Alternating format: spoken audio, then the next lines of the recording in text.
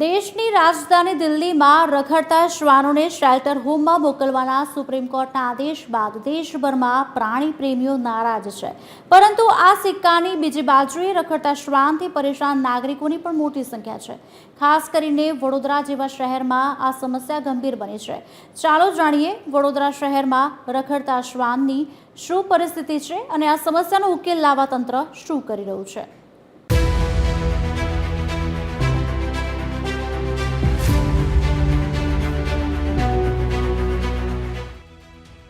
Supreme કોર્ટના રખડતા શ્વાનોને શેરીઓમાંથી હટાવીને shelter હોમમાં મોકલવાના આદેશથી દેશભરના પ્રાણી પ્રેમીઓમાં નારાજગી જોવા મળી રહી છે। વડોદરામાં પણ આ આદેશના વિરોધમાં મોટી સંખ્યામાં શ્વાન પ્રેમીઓ રેસકોર્સ ખાતે એકઠા થયા અને પોસ્ટર્સ અને પ્લેકાર્ડ સાથે તેમણે દેખાવો કર્યા અને સહી ઝુંબેશ ચલાવીને સુપ્રીમ કોર્ટના નિર્ણય સામે વિરોધ નોંધાવ્યો। દેશની અંદર બહુ વધારે ક્રાઇમ થઈ રહ્યા છે અને આ તમે લોકોએ ઇનોસન્ટ સોલ જે છે આટલા સારા ડોગ્સ છે એમની ઉપર તમે લોકોએ સ્ટ્રિક્ટ એક્શન્સ લેવાનું વિચાર્યું છે। જ્યારે આટલા બધા કેસીસ જેમ કે રેપ પછી મર્ડર્સ અને એ બધું થાય છે, એ બધું છોડીને તમે લોકોએ ખાલી એક ઇનોસન્ટ સોલ ઉપર ફોકસ કર્યું છે, તો આ સારું બિલકુલ ના કહેવાય અને અમે લોકો ડોગના સપોર્ટમાં છે। અગર કોઈ ડિસિઝન લેવા હોય તો એ ક્રાઇમ અને જે હમણાં થઈ રહ્યા છે એની ઉપર લો, ડોગ્સ ઉપર ને ઇનોસન્ટ સોલને સાઈડ ઉપર રહેવા દો। વડોદરા શહેરમાં રખડતા કૂતરાઓની સંખ્યા અંદાજે 40,000 જેટલી છે। આ રખડતા શ્વાનો દર વર્ષે 10,000થી વધુ નાગરિકોને કરડે છે। ચાલુ વર્ષે જ 7,000થી વધુ લોકો શ્વાનના કરડવાનો શિકાર બન્યા, જેના કારણે શહેરીજનોમાં રખડતા શ્વાનોનો ભય વધી ગયો છે। આ સમસ્યાને નિયંત્રિત કરવા માટે વડોદરા મહાનગરપાલિકાએ શ્વાનોનું ખસીકરણ હાથ ધર્યું। પાલિકા પ્રતિ શ્વાન ખસીકરણ પાછળ 1,640 રૂપિયાનો ખર્ચ કરે છે। છેલ્લા 10 વર્ષમાં પાલિકાએ ખસીકરણ પાછળ 9 કરોડથી વધુનો ખર્ચ કર્યો હોવા છતાં આ સમસ્યા યથાવત છે।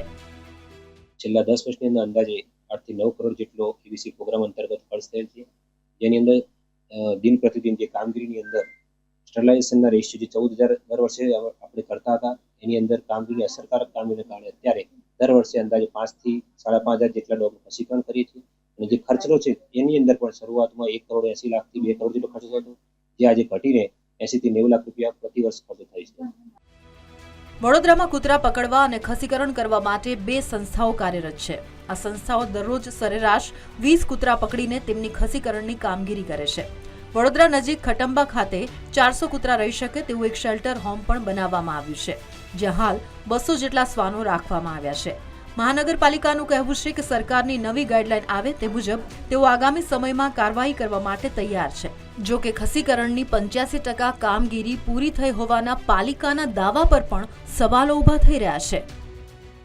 કરીને આજે તમે જોશો કે અલગ અલગ વિસ્તારોમાં રોજ કૂતરા કરડે છે અને કૂતરા કરડવાથી અનેક લોકો રસી મૂકવા માટે આવતા હોય છે, પરંતુ ખાસ કરીને અમારી માંગણીને લાગણી એક જ છે કે જે કરોડો રૂપિયાનો માતબર રકમ ખર્ચ કરવામાં આવે તો આ ખર્ચની રકમ ઓનલી કાગળ પર જોવા મળી રહી હોય તે સ્પષ્ટપણે જોવા મળી રહ્યું છે। એટલે ખાસ કરીને હું આપના ન્યૂઝના માધ્યમથી અપીલ કરું છું કે જે પણ અમલદાર અધિકારીઓ હોય આની સંપૂર્ણ તપાસ કરે અને આવા અધિકારીઓ સામે શિક્ષાત્મક રીતે પગલાં ભરે।